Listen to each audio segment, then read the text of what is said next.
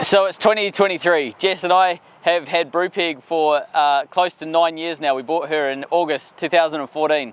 Where do we end up after such a long time of building, but also such an amazing 12 months that we've had? So we've got crew, we've had an unbelievable GoFundMe.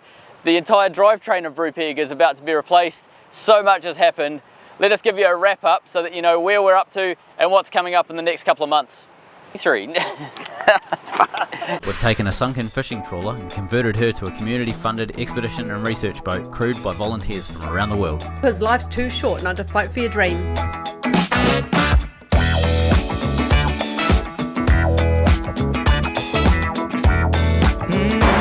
Are we doing the deep, longingful stare to the sea? Sorry, I thought we were doing the Christmas photo again. It's a dad joke.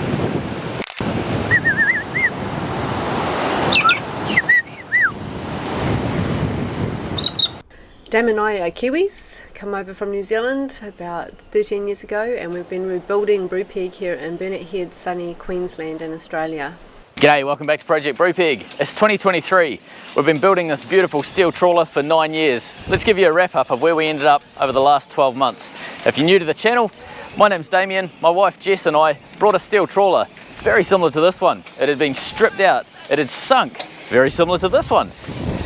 It was going to be sold for scrap value. We decided it was too awesome to pass that opportunity up. So we've been rebuilding this boat for the last 9 years. Let me show you what we've got going on. Last year our main motor had some big issues that we didn't know about, but we do now. And as a result of that, our main propulsion system in the boat was out of commission. And we had to figure out, okay, how do we get this awesome boat back up and running? One of the ways that we did that with the help of our Patreons was we ran a GoFundMe, which gave us enough money to buy the right gear to set this boat up properly. Our old Cummins 855 sits there after having been taken out of the boat. We're waiting on our new Cummins to arrive. When I say new, it's new to us. It's a second-hand engine that's been rebuilt using the best quality parts so that we can get the most reliable engine that we can to fit into Brew Pig. That engine arrives in Brew Pig in about 6 weeks' time. We've got a huge amount of work to get the engine room ready to go so that we can start fitting that engine. Once we do, we're hoping to launch not that long after, so maybe 3 to 6 months from now. A quick run through of the jobs that we need to get into in the next couple of months. We've got some minor work on the rudder and propeller to do. We need to re-weld some of our zincs. We took some zincs off the hull so that we could check if the steel underneath the zinc was okay. It is. We need to get that sorted out. Our aluminium dinghy needs to be up to standard. It's got a few air leaks going on. We need to weld those up. We now have an AC TIG welder, so we're able to TIG weld aluminium and get those leaks cleaned up. We need to finish up a couple of little welding jobs. The very front, got a wee patch that needs to be done up the front. We've also got some fiberglass lids going on here. So these lids fit our holding tanks, which are over the back here. These holding tanks need to be finished and then bolted into the engine room before the main engine goes in, because they're too big to fit in once that engine's fitted. Brew Pig will have 4 permanent crew, myself, Jess, Birk, and we have one more surprise to announce soon. But that means that we have to get cabins ready for everybody to sleep in. So we've got some wall panels that we've been building so that we can get the cabins ready to go. I've got a couple of minor welding jobs to do on the hull, and I also need to pressure test the wing. The engine beds are ready to go, but the generator beds are far from it. The holding tanks need to be bolted in here, and the fuel system needs to be sorted because this just won't cut it. The main engine and gearbox need to be dropped through the roof, through the lounge hatch, and into this part of the boat.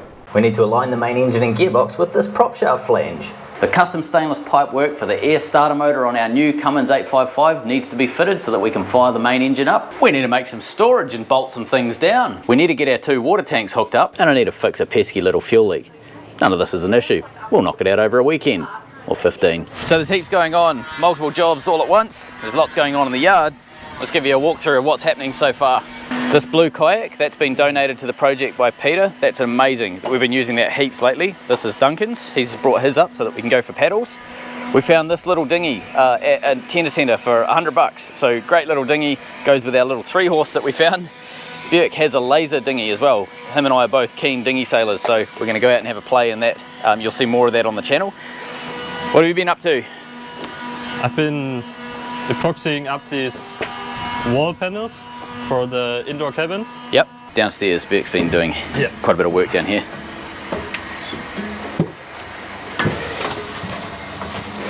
Alright, what do we got? So if you have a look at this wall, it's still pretty empty. I cut the insulation, and downstairs we're preparing the wall panel that's going on here. Yeah, nice.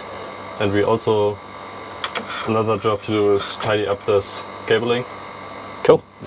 So you can see, actually before we go, I'll show you, we're starting to fit in the boxes, etc., to run various systems a bit safer and have a bit more workability, because at the moment everything's just sort of temporary. We've got 12 volt coming down here, we've got a fuse block above the floor, we've got, you know, wiring that's exposed.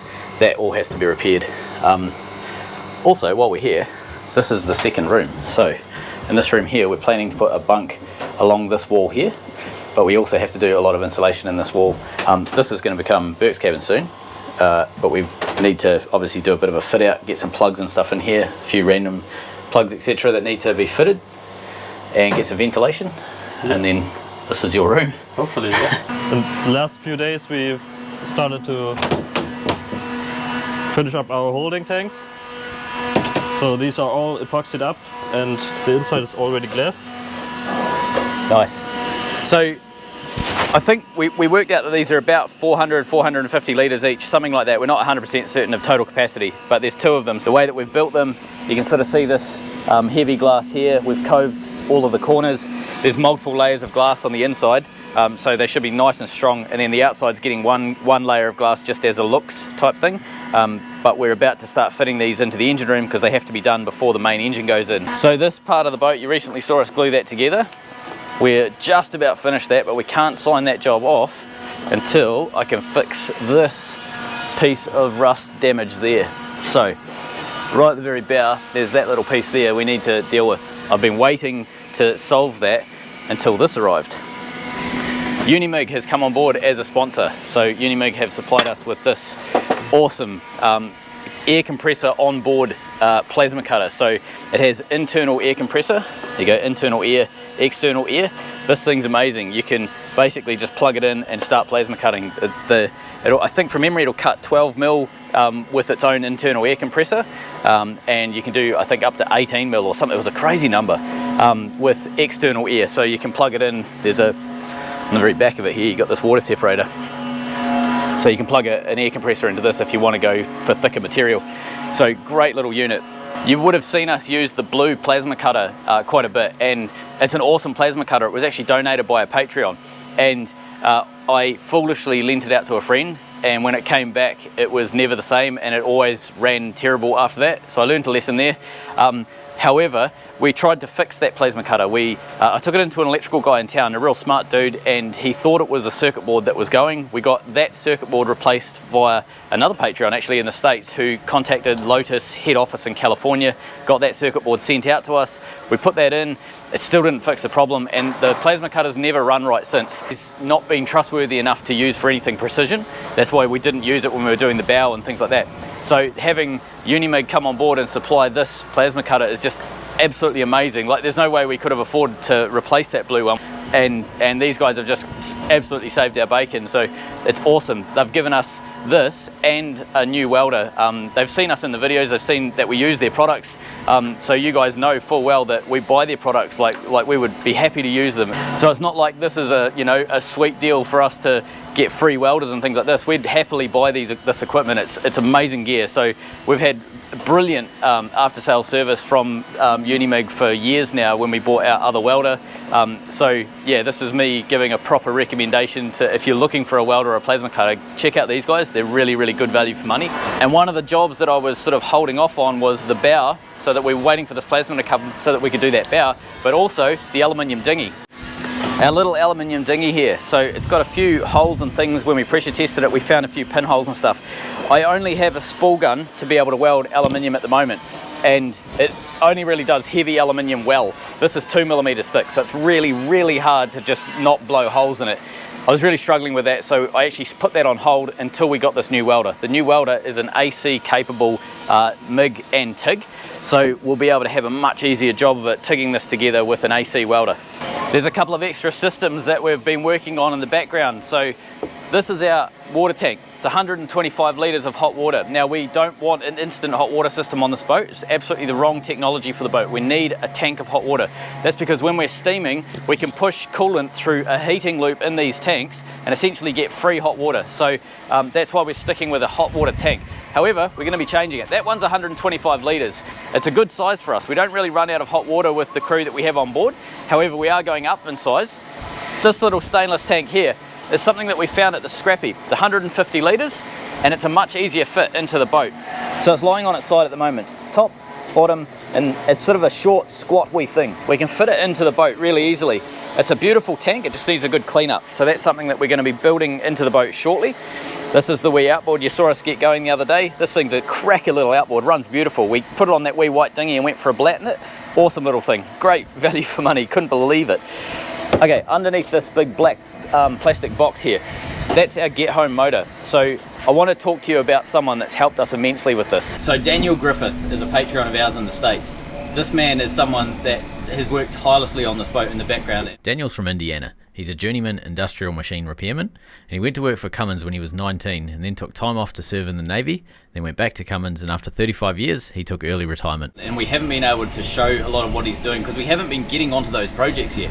So just some of the areas that he's been working with us on is Brew Pig's entire hydraulic system, the get home motor and the gear reduction system. He's been building parts in the background. I'll show you some photos here. These are some of the parts that he's been making for Brew Pig. So this is a big hinge mechanism that allows the get home motor to engage and disengage onto the prop shaft. One of the other things he's been helping us with is hydraulics. So in this box just here is pumps, filters, couplings. There's so many bits and pieces that he's been working with us on that I haven't been able to thank him enough. Hydraulics is something that I don't understand very well, and I've been kind of avoiding them, hoping that that problem just disappears. And oh my God, Daniel has made that problem disappear for us. He's amazing. He's helped us spec out what pumps we need, how we're going to set them up, how we're going to drive them. He's looking at things like generator headroom to make sure that we've got enough electric capacity to power the hydraulic pumps and so on when we're in get home mode. Like just everything you can think of, this man has sort of taken care of when it comes to the get home system, the main bulk electrical systems around generators, and also the hydraulic system that's going to be powering a lot of this gear. So a huge thank you goes out to Daniel, and I can't wait to show you some of the stuff that we've been working with Daniel in the background on, because I think you'll be absolutely stoked and impressed. Just like, it's amazing some of the stuff he's built. All right, another thing that we found, we went to the scrappy and we found some stainless. That 316 stainless is going to be welded to the bow of the boat, and that's going to be essentially like a bash plate. So when the anchor comes up, it's going to hit that and not paint. So hopefully we can get the paint to last a bit longer on the front. We've got a mountain of recycling to go. We've got this tank to go to the recycling as well. What else we got? Oh, big muffler. Let me show you down here.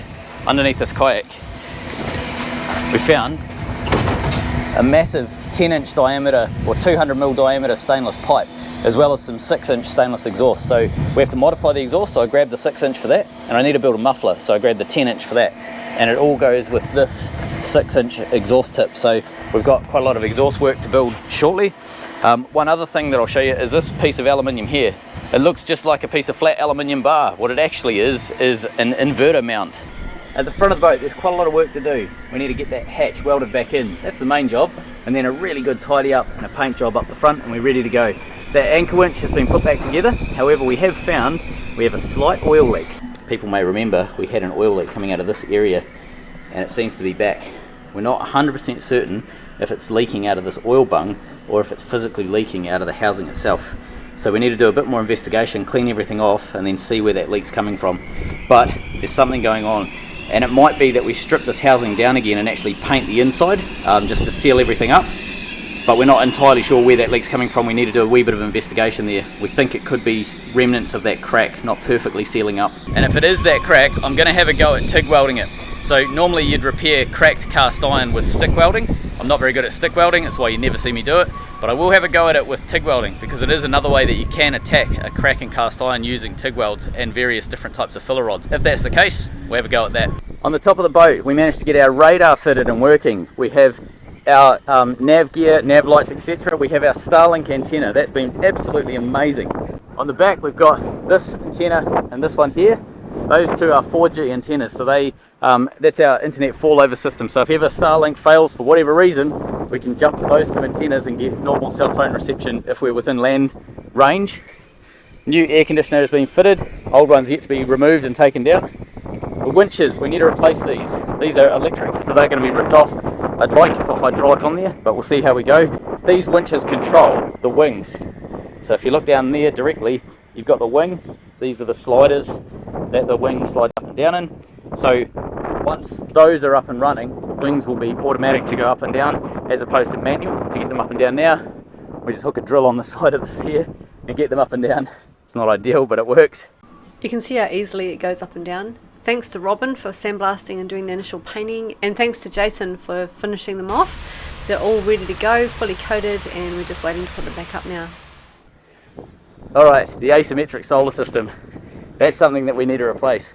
So these panels are old and not really worth doing anything with anymore. So right now we've got about 1.4 kilowatts of panels up here, 1.6, something like that, and we get about 1,000 watts of energy out of them. One of the reasons why we're getting less and less energy out of these, I might be able to show you this sort of thing. You see that sort of burnt line sort of extending quite a way down? There's quite a few of them. This panel, this is a good example. This panel's dying, as are most of them, because they're all similar age. That one's got a few there, etc. So one of the issues that we have is if we use big panels like this, we can't fit many on the roof, and we end up with a relatively small amount of solar, given that we've got such a big roof available. So we're going to be looking at doing something completely different with the solar system. There's more to come on that yet. I can't say anything because nothing's necessarily guaranteed as to how we're going to do it. We have a couple of ideas where we think we can probably push up to about 5 kilowatts of solar potentially on this roof, and utilising some of this roof up here. In the engine room, we've got quite a lot going on over here. Recently you saw floorboards being made, the under the bilge area being painted. Down the back here we've got a lot of where our focus at the moment is down here. So the holding tanks go in this area here. You can see that black line across the back end of the bulkhead there. That's the top of the tanks, and they extend out about 1 metre, and they're about maybe half a metre tall. So they end up giving us a big flat surface down there to work with, so it makes that much more usable than what it has been previously. This area here is where the genset sits, so you can see the engine mounts of the previous genset, so it'll sit transverse, it'll go sideways to the centre line. We need to go through and clean out all of these sort of bits and bobs that are welded into that area, and then create some decent drains down here. So that's one of the next jobs that we'll be tackling soon. One thing that we will be doing is we need to create a 200 litre oil tank. Now underneath this floor here, that's all hollow, and that goes down into the keel of the boat. If you see the prop shaft here, this is the main prop shaft tube, and it basically pokes all the way through that tank. So if that tank itself is filled with oil right now, so we're thinking of cleaning that tank out and using it as hydraulic oil storage, because we need 200 litres of oil storage for all of the hydraulic systems, and that has passive cooling because this is essentially the side of the hull itself. So oil touching the sides of the steel will be cooled down to the temperature of the sea. So it's a great little way of us having lots of capacity, not losing any space in the engine room, and having passive cooling in that tank. One thing I've been working with Daniel in the States on, this is the main prop shaft coupling. I need to create a large pulley that goes around this coupling, but actually offsets and comes back a wee bit. That's going to be where the belt connects to the get home motor. So there's quite a lot of engineering to go into that. None of it's cheap and none of it's fast and easy, but that's something that has to happen before the gearbox gets fitted.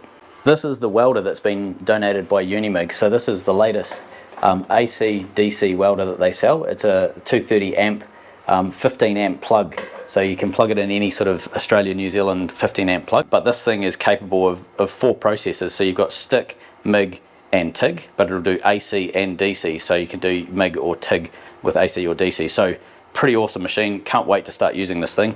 And it's slightly bigger than the old one that we used to use. We did plan these shelves here where these 2 batteries are, we did plan those to hold a plasma cutter in one and a welder in the other. We can just fit this, it's so much bigger than the old one, we can just fit this if we take the handle off. So when these batteries go, because we've got air start, we don't need the batteries, we're not having electric start on Brupeg, we're able to fit the welder and the plasma into that area there. Beside it, we've got this little Kubota 3-cylinder that's going. We were going to be having that as a generator space, but that's actually not going to be used. The generator is going to be over here. We're going to be removing this Kubota and replacing it with a second compressor. So we've got an electric compressor as well as an electric hydraulic pump. So that diesel engine will be taken out, and we'll use that space to fit those 2 pieces of equipment. In terms of getting this engine room operational before we launch, we have to get the holding tanks fitted because they're too big and cumbersome to fit when the engine's in here. So they're going in as soon as we humanly can make those things, then the engine itself is able to go in. Once the engine and gearbox are in, it's pretty difficult to put anything big in at that stage. So the gen set, we still haven't got the gen set yet, and when that arrives, it's more than likely we're going to cut a hole in deck and just drop it straight down, because above me is the rear deck, so it's pretty easy to get the gen set straight in by taking the deck out and then just weld the deck back in. It's a pretty easy job to do that, but it also gives us the opportunity to redesign things and put a hatch in above us. This is something that we want from a safety point of view. We want to have a second entrance and exit into the engine room just in case anything happens in here. We've got two ways of getting out. It also means it's easier if you're working down here to have the hatch wide open and not have the smell go through the boat. 12 months ago, there was a lot that we didn't know. We thought the engine that was in the boat was going to be in the boat forever. We thought the gearbox was the same. It turns out the gearbox was too small, so we would have blown the gearbox up when we went to full power. The engine itself was pretty much worn out. We didn't know that. It ran absolutely beautifully. It was a sweet runner, but it had a really hard life, and from the outside we couldn't tell. We also planned to rebuild that engine. However, we've learnt through the process that it was the wrong engine to try and rebuild. We bought a Big Cam 3, but what we got delivered was a Big Cam 1, and we couldn't tell from the outside that it was a Big Cam 1. And that's mainly because 8 years ago when I bought that motor, I didn't know enough about Cummins 855s to know the intricacies to tell them apart. That's a learnt lesson for me. However, we've had some amazing stuff that's happened this year. Some pretty negative stuff happened to the original engine. We're not going to go into that in too much detail. We've told our Patreons and everything, but it's something that was pretty heartbreaking. So in the background, we've been working through that. We've had a lot of stuff that slowed us down, but as a result of everything, we ended up with an amazing outpouring of support with the GoFundMe campaign. The engine is just about rebuilt. The gearbox, that's part of the GoFundMe as well. That's the new gearbox is sitting downstairs ready to go. We're just waiting on the main engine to be delivered so that we can lift it in with a crane through the roof. We have to cut the roof open and drop the whole lot through the boat. So that's kind of cool. You'll get to see us do that. Once those two things are bolted together, the engine and the gearbox, we can then fit them into this part of the boat and start the alignment process and also building the mounts. So that whole process will probably take us about 2 weeks to get the motor aligned and get all of the mounts built and everything like that. It's not a hard process, but it's something that does take a bit of mucking around to make sure that it's absolutely spot on and correct. Before we can fit the main engine and gearbox though, we have to get the get home motor pulley, so the great big pulley that bolts onto this flange.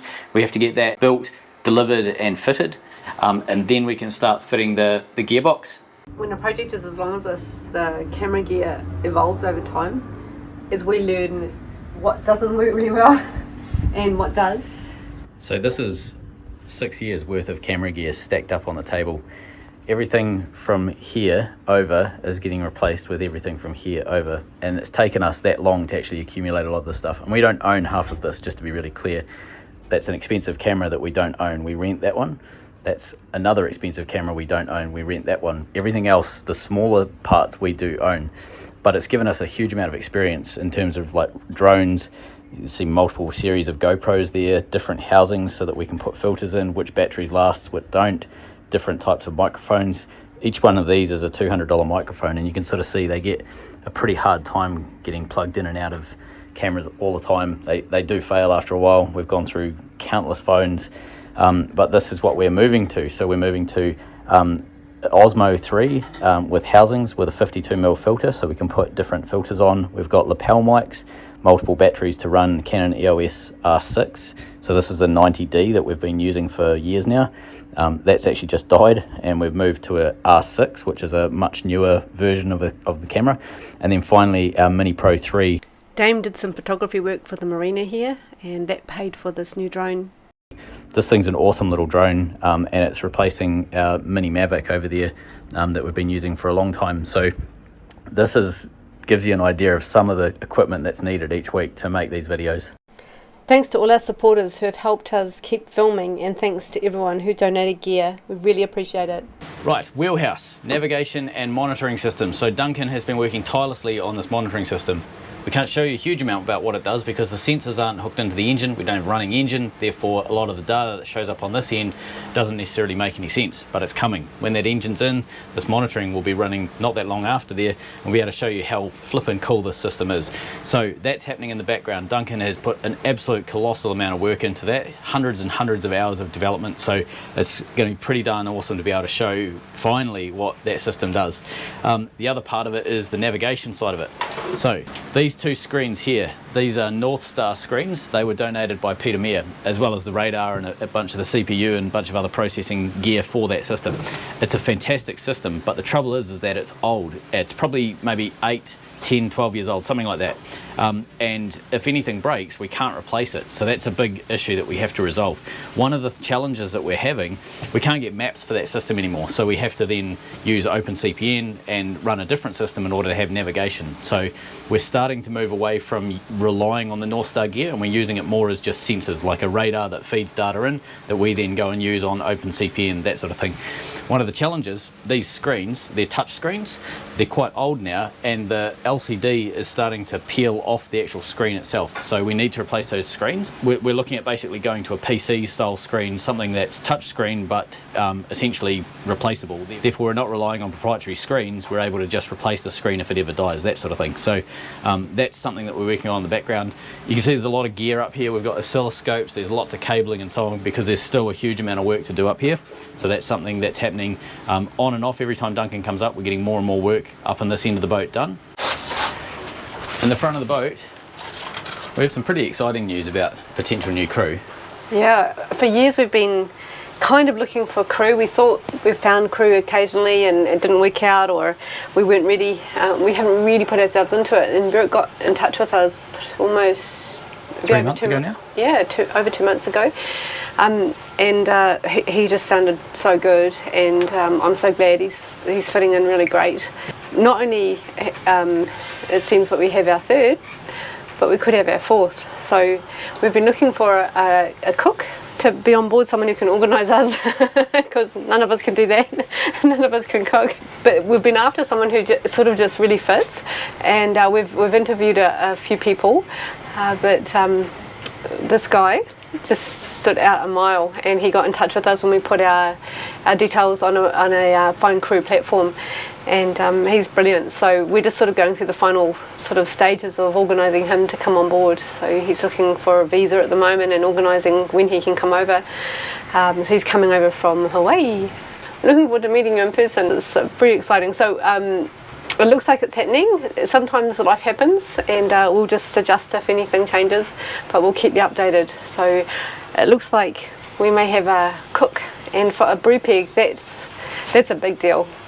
Cook, the person who provides the food on board, is the person who can keep the project going or not. So on most crews, the cook is sort of huddled away in a galley, and that's what they sort of do, but not on Brew Pig.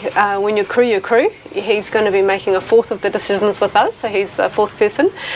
He'll be involved in, he's absolutely welcome to be involved in as many projects as he wants, in any way he wants, and he's got so many interests, and he's done so much as well, so he's going to be able to apply a lot of other things other than cooking to Brew Pig. So you can see I'm in the galley right now. I'm just serving up sort of a bolognese thing, and I've got some vegetable broth with some yogurt, so I'm all set.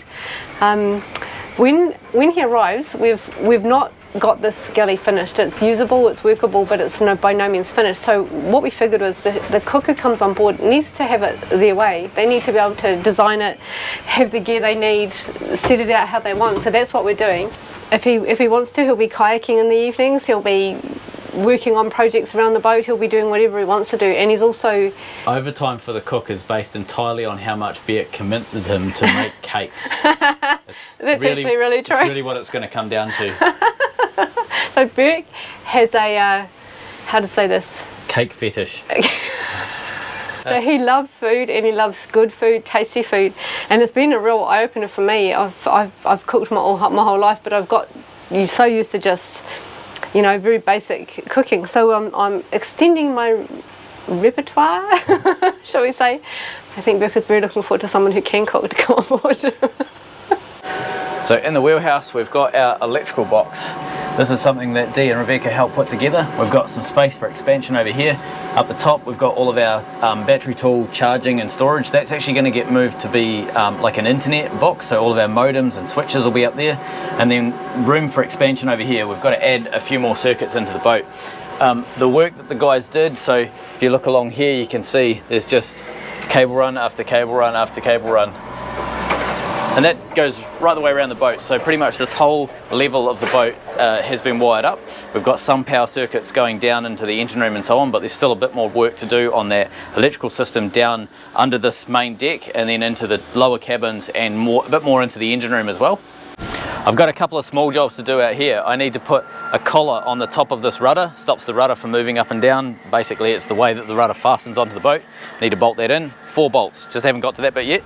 I also need to fix a leak. So if you come over here and have a look at this, you can see there's a drip and a stain happening on that hull there. So that hull was freshly painted, that's why we know it's a relatively new leak. I didn't seal it properly. I need to let the thread seal set before I allow the diesel to go in there, so we have a diesel leak there. It's not that hard to fix, it's just something that I have to pump out 2 tonne of diesel, move it to the other tank to fix that leak. So it's something that takes about 3 hours of preparation to do a 3-minute job, but that's something that needs to get done. The other thing I need to do is pressure test the wings. So I've done one, I need to do the other one. So the way that we do this is you've got this little bung right at the very bottom of the wing, and we can fill that up with air and put a couple of PSI, whatever it may be, into it. When I pressure tested the other side, the other wing on the other side, some people may remember I put the wrong gauge on, and I pressured it to what I thought was 2 PSI. It was actually 2 bar. So there was no popping or any leaking or anything, so they're pretty strong. The front 4 tanks, so the 2 water and the 2 fuel, they've been pressure tested and they've passed, so we can sign those off as done. We've just got to get the wings done and then these 2 tanks right at the back. With all the amazing things happening on Brew Pig, there's some extraordinarily sad news as well. Not something we're not prepared for, but still shocking. This is the seat that Snoop and Dame and I walk every day to the seat, and Snoop looks out, and I think everyone knows what's coming. When we got Snoop, he was so sick. You would have seen the episodes earlier on about that, and we knew that there was a timeline for Snoop because he was allergic to anaesthetics, he was reactive to most medications, he couldn't take pain relief without getting very bad bowel, very sick and deteriorating fast. So we knew we were on a timeline. If he needed an operation, if anything happened, if he suddenly couldn't eat the food, the one food that his body could handle, it was going to be hard, and we hit that mark a week and a half ago. We didn't want to share most of that on camera with you guys, and it's not because we don't care and we know that it'll be hard not knowing for you guys. It was just so hard to share it, and it was such an intimate thing to be with Snoop this last year. So we got a year since the operation on his mouth. We got a year. We knew bringing Snoop home with us that it was going to be this way, and we decided that it was more important that we take him away from where he was and give him the operations he needed and the life he needed. And it was, the vet said to me, it's because I have my health issues that I understood and could manage Snoop's and give him a year of fun, and a year that he wouldn't otherwise have had. Yeah. So on Brew Pig, it's all about the animals, isn't it? And it's about the adventure, and it's about looking after each other. So in the end, he was struggling to poo without a lot of pain. He was in a lot of pain with his back, legs. His muscles around his back had atrophied.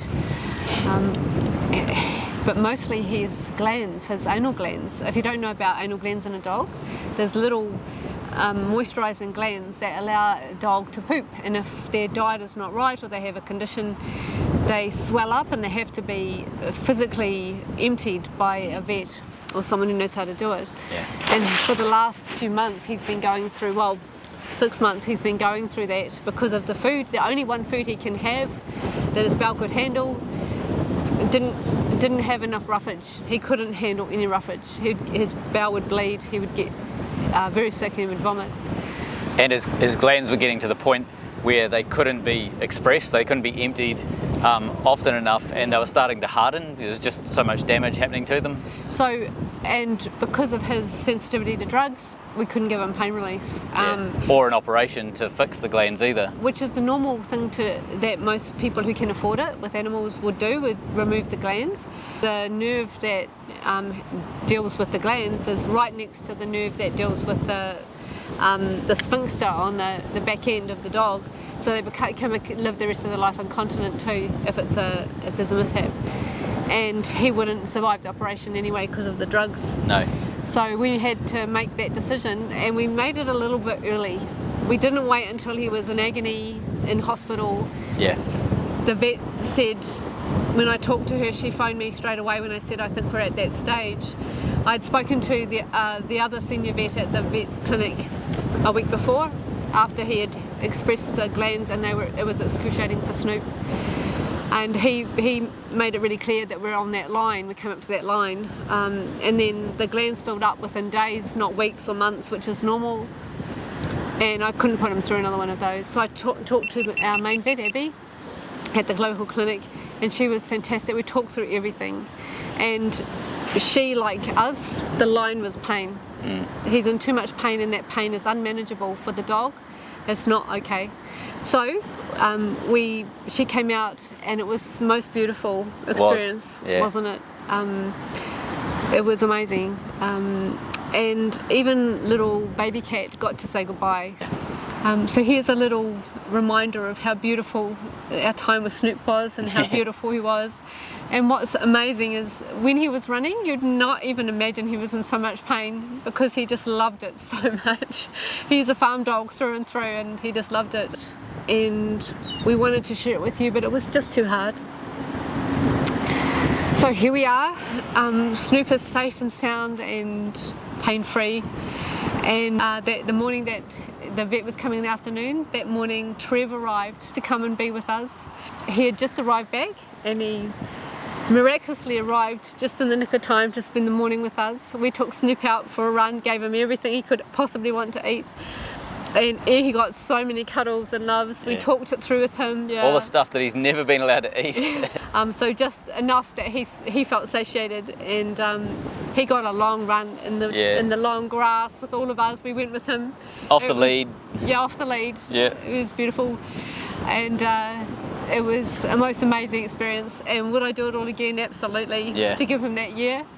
We've been so privileged to have two amazing dogs on board with us, and we've looked after them till they needed to go. We're so lucky with little baby cat. She is a healthy cat. She's just phenomenal. She's unbelievable. She's just withstands everything. And she is a Bengal. She's through and through a Bengal. She's an unusual cat. She loves hanging off things, and she's just amazing. She likes being in the water.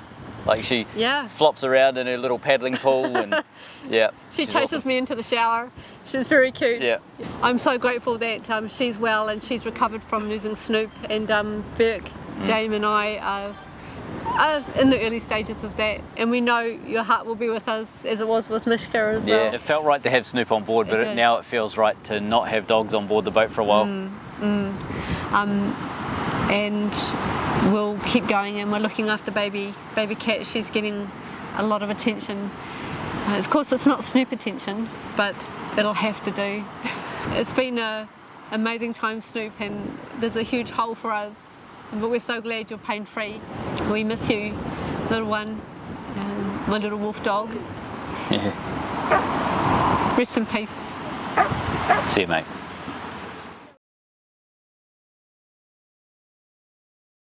So Beck's back down doing another coat of resin. Beck's got 2 coats of resin on both sides of the wall panels. We'll start swapping over and getting back into the boxes now that they're done. We're basically pushing because we think we've got a weather window of rain coming in a couple of days, and it's a few days of rain. So once we've got all this wood sealed, we're pretty good in terms of weather. 5 months ago we had some pretty awesome stuff happen on the boat, and as a result of some pretty devastating news about our engine, we ran a GoFundMe prompted by our Patreons. and the response blew us out of the water. Like, it was just phenomenal how much support we got flowing into the project. Thank you again, John. John and Dee were visiting from Tasmania and gave us some strength to have a go at this, and then we ran it by our patrons, and they were all for it, of course. And we thought we'll go for the minimum to get the old motor, the first motor, not this one that's being rebuilt right now, the first motor, for us to rebuild that. Yeah, some like basic parts just to get it sort of running, not necessarily reliable, but so we thought it was very extravagant to go, and patrons said, go for the maximum for that. We thought $9,000. Yeah. So we went, and we did it. We were so nervous, felt so guilty, felt so greedy. It was just awful. Did we have an emergency Patreon meeting? Something about we've hit that target, what the fuck do we do now? Yeah. And they said, what would it be to get a new motor? And they said, go for that. Yeah. Yeah. That's your new target. Yeah.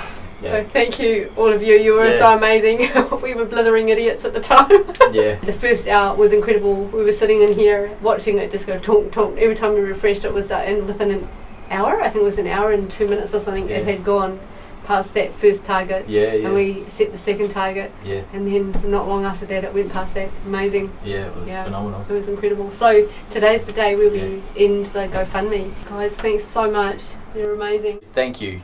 This just wouldn't have been possible without your support. It's been incredible, and it's been one hell of a ride, and I can't wait to show you what your generosity is going to create on this boat and what we can give out as a result of that. So yeah, it's blown us away. Thank you so much. And thank you for all your messages. They just came streaming in, and oh my gosh, talk about timely. We were really losing our minds. And you just kept us really stable and feeling like it was an okay thing to be doing. And we realised it's incredible. We're going to hit the water running, ready to go, both on diesel and veggie oil because of you and Carl. It's a privilege to have you guys with us. I'd say we're probably right on a year late for launch. Yeah. And lots of reasons for that. Primarily Damien's gangrene appendix for recovery, it's a year, and the doctor was really clear about that. And also he had sepsis as well. Just a little bit of sepsis, but apparently that delays recovery quite a bit. So there's lots of other reasons that it got delayed, but here we are a year later, and we've managed to get lots of stuff done that we didn't think we'd get done, which is really exciting. So we've got some launch jobs. So in the next week I'm going to get those published up on the website, the jobs that we have to get complete to launch. So we're still doing dump and run, so only what's required. A lot's going to happen once we hit the water. So a lot of these kind of boat channels, when they launch, they're off sailing and the build stops, but not for us. Because we're a project boat, because we're a work boat, it's just going to continue. There's so much we've got to finish on the boat, and the systems and all of that. Duncan's going to be coming and joining us for periods to finish off the monitoring system. There's going to be a lot of build to happen, and of course every project requires different things, so it's ongoing, and we all love engineering, so that's not going to stop anytime soon. I think there's a misunderstanding that people have that when we hit the water we're going to stop filming. We've got like 5 or 10 years worth of filming to do, so this channel will keep going for years. It's not going to be something that stops the moment we launch the boat. That's just the start of the projects for us, if that makes sense. This is the build up to the start. So when will we get launched? At the pace we're going, we've given ourselves 3 to 6 months. I'm optimistic it's 3 to 4 months. So lots happening in the next wee while. We're organising our new crewmate to come on board.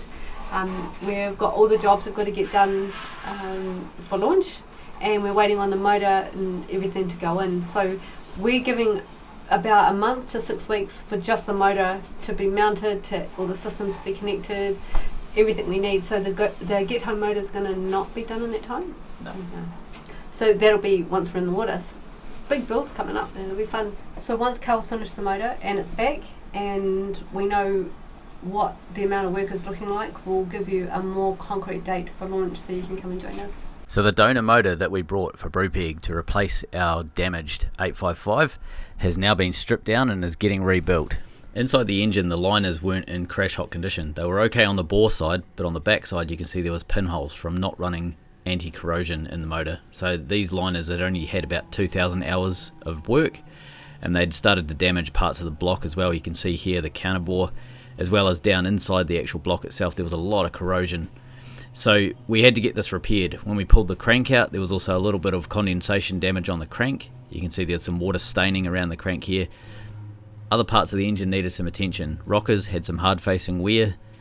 There was also some rust on some of the rockers that was not worth fixing, so we replaced the rockers. Some of the bridges had some hard facing damage that had to be replaced. The block started to be cleaned up with paint stripper. The paint was too strong to come off, but eventually through the acid bath it took about a week, but we got it down to bare metal. Inside the block we had to do a $2,000 repair on the lower counterbores. They were pretty damaged, but the engine now is in tip-top condition to assemble. So the guys started checking bearing clearances. This is the main clearance checking here. Pistons were assembled, big ends were assembled and checked for clearance, and then it was time to start fitting parts into the engine. So pistons going into the liners.